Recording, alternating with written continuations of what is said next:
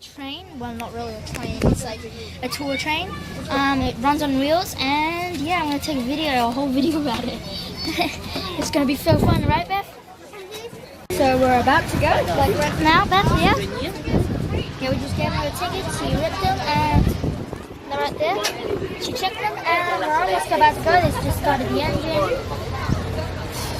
So this is like cool. We have one in Melbourne, and so it's like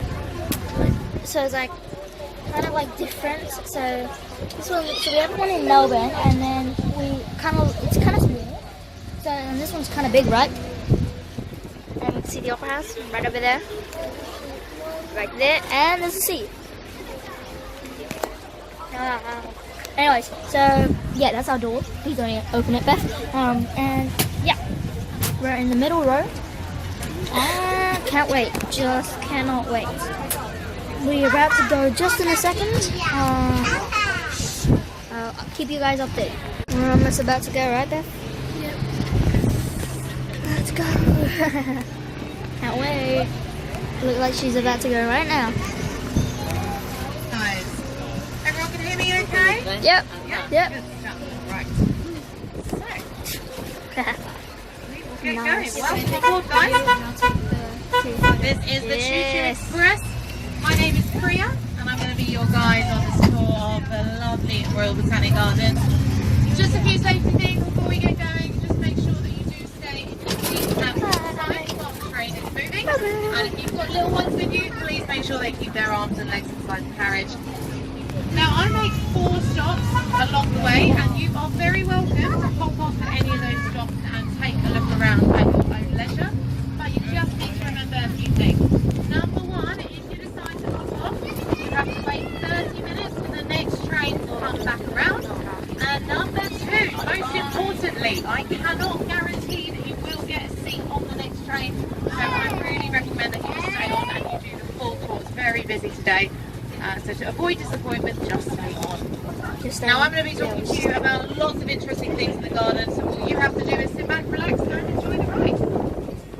Now the first thing you're going to see is over on the right hand side there, that there is Government House, and that was completed in 1845. It's the official residence of the Governor of New South Wales, but it is not your average sized house.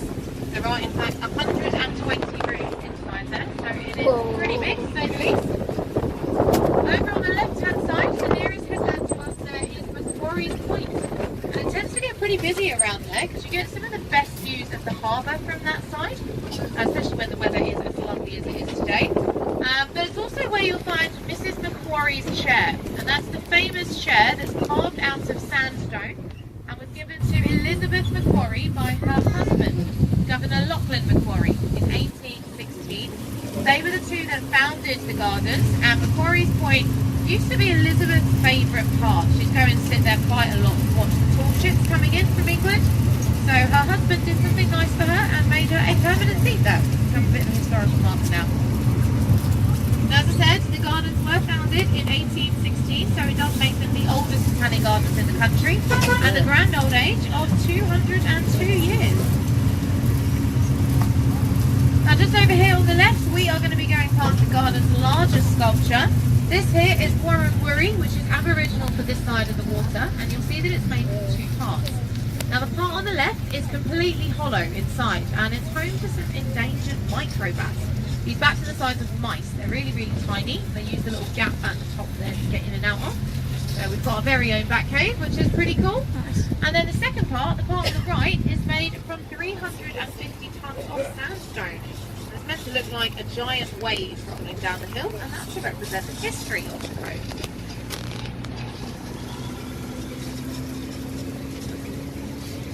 Now if you just take a little look behind you, over your right shoulder, you're going to get a much better look at the front of Government House there.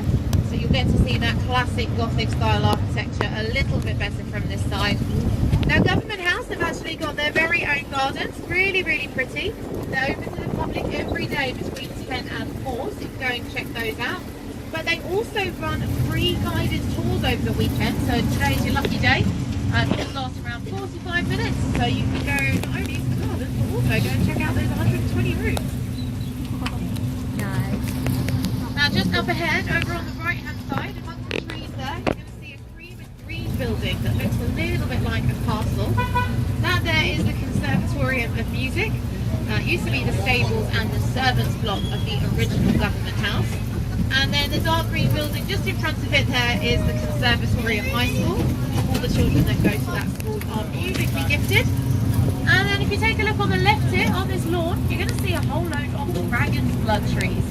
Bit of a weird name, but the botanic name for them is Dracaena Draco, which is...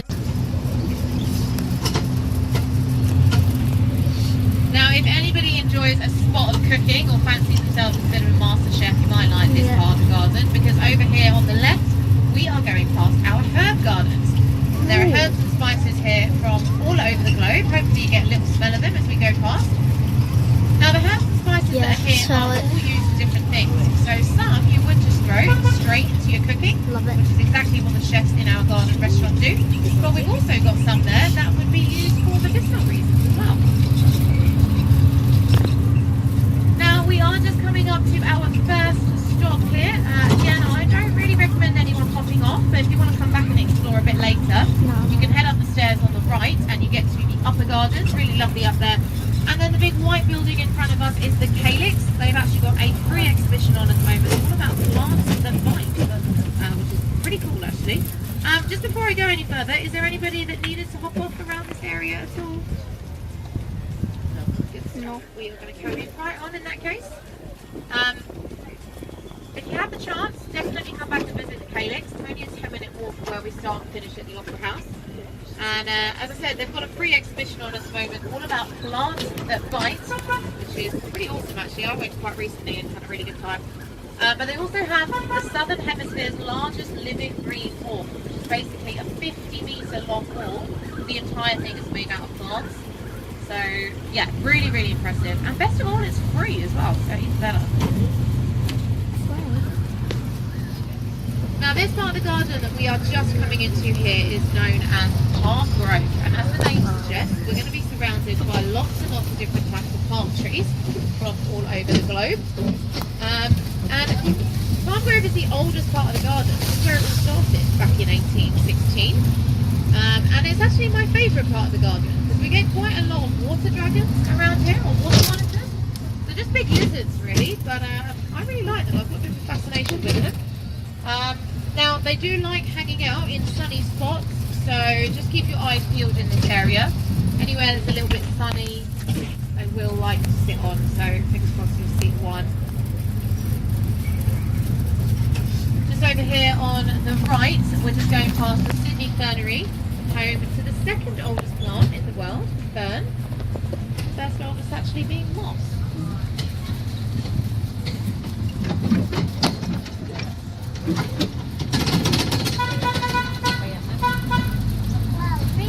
Now we're just going through our lovely camellia gardens here, and once we've gone through these, if you just take a little look to your right, you're going to see our plant clinic, and that's where researchers are busy studying various plant diseases and how to treat them.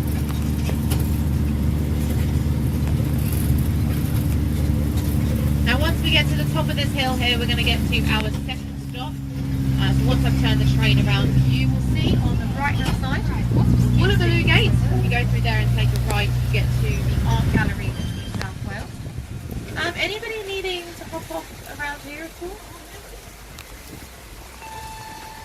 I'm going to take my jacket off because it's not very warm all of a sudden. I was freezing this morning, but I'm not freezing now. Alright, let's go right on. Stand there. Let's go. Oh yeah, I got it right here. Like, wow. Looking good. Alright guys, now if you take a look over towards the right, the coffee-coloured building there across the lawn is the National Herbarium of New South Wales. It's got around 1.4 million plant specimens inside there, so it's a really big collection. They're all catalogued and used for research. And then just coming up on the left, you're going to see a fallen down tree. I'm not really sure what happened. I came to work this morning and found that, so I don't really know what's happened there. But we've also got the Palm House, built in 1876. It's the oldest standing glass structure in New South Wales. Used to be our glass house, but I think it's mainly used as an exhibition space now. Although we have had a few people get married in there as well. It's quite nice to see. Hi guys. Hi.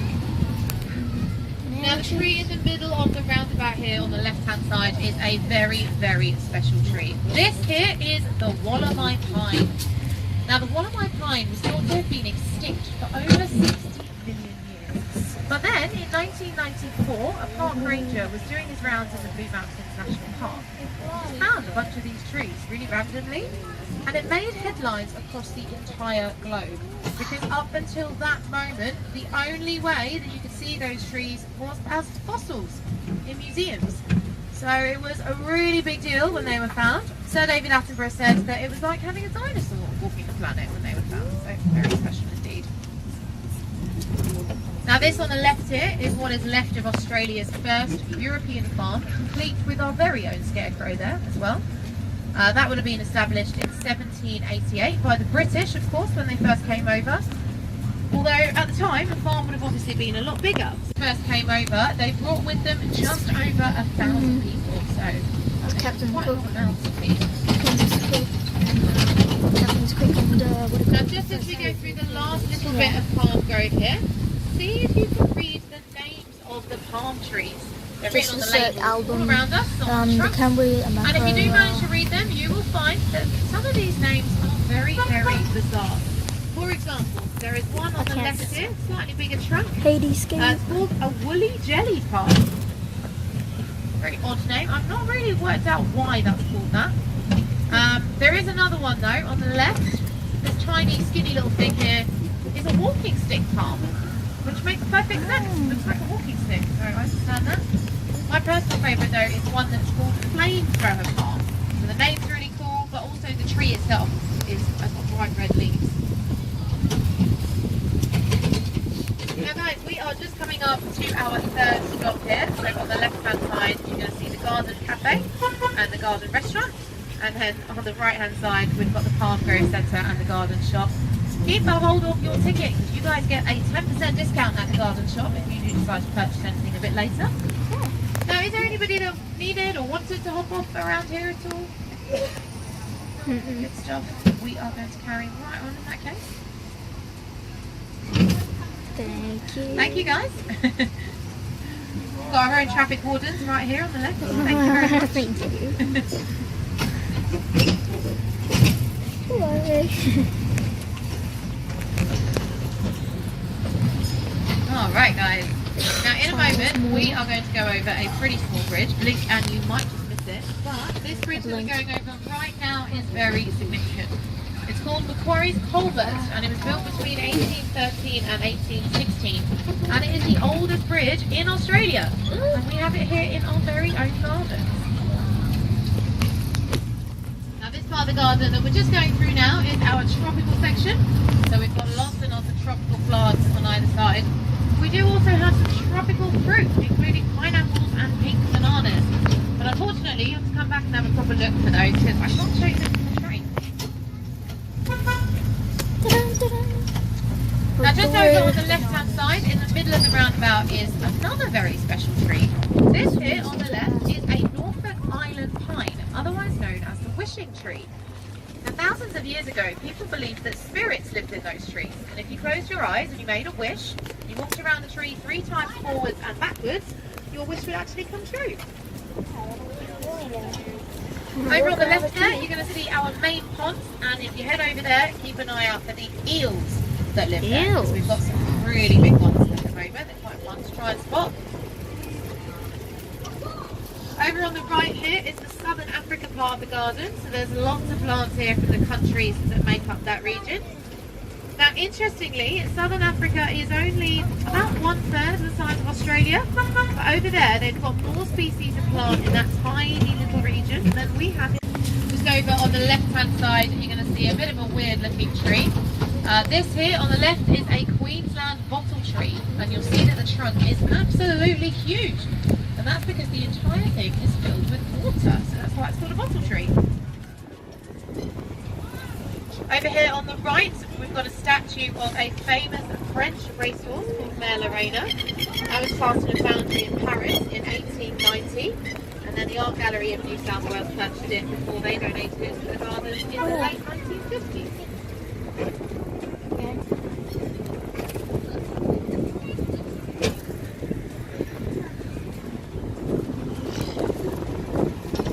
Now if I can tear your eyes away from what you are no doubt looking at on the left, and I direct your gaze to the right, just up ahead, you're going to see a huge tree with purple blossom.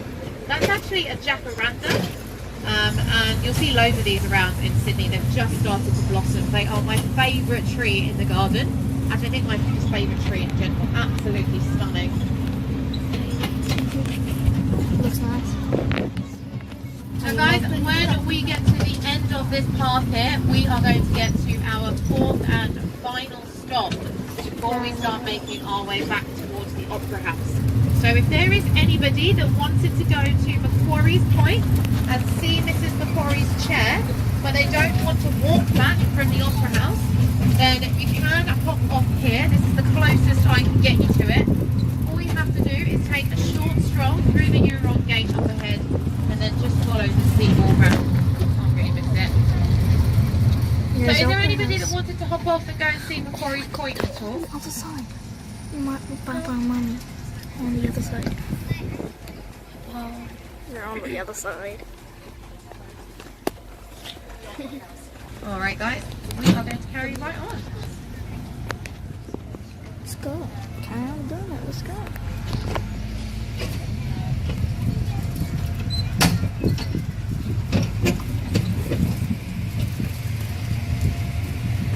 Now this is actually my favourite part of the entire tour. I think for obvious reasons. There's a beautiful image there on the right hand side. Now that is of course the Sydney Opera House in front of the Harbour Bridge.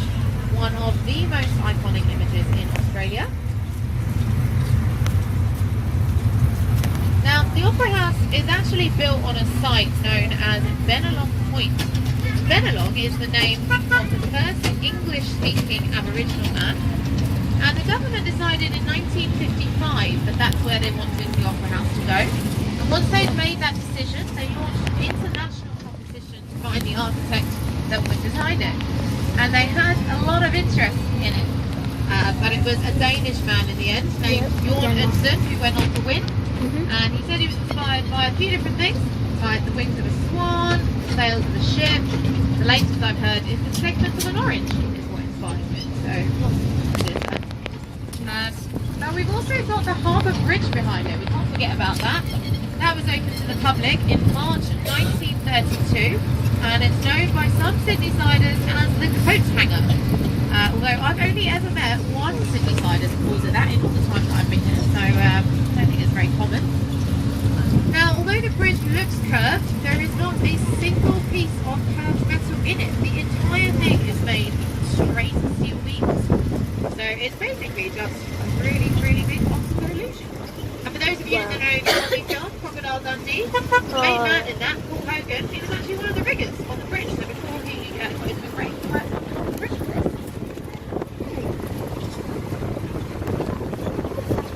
That's really good. Now in a moment guys, we're going to go over a few bumps here, nothing too big.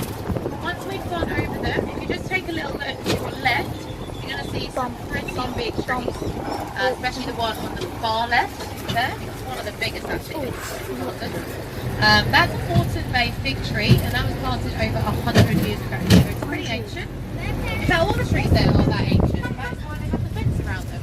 Because they sometimes drop their branches, and obviously we don't really want anyone around them if that happens.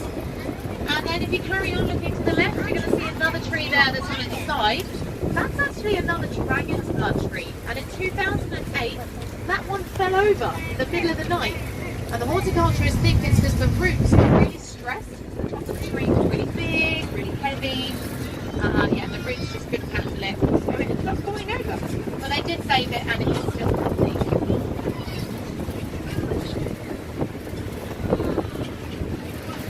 Now guys, if you take a little look over towards the right, in the middle of the harbour there, you are going to see a stone structure. there is Port Denison. Now Port Denison started its life as a small rocky island, 25 metres high, but when the British came over, they decided to use the island as a prison. But instead of actually building anything for the prisoners, all they did was chain them up to the outside of the island and then leave them there.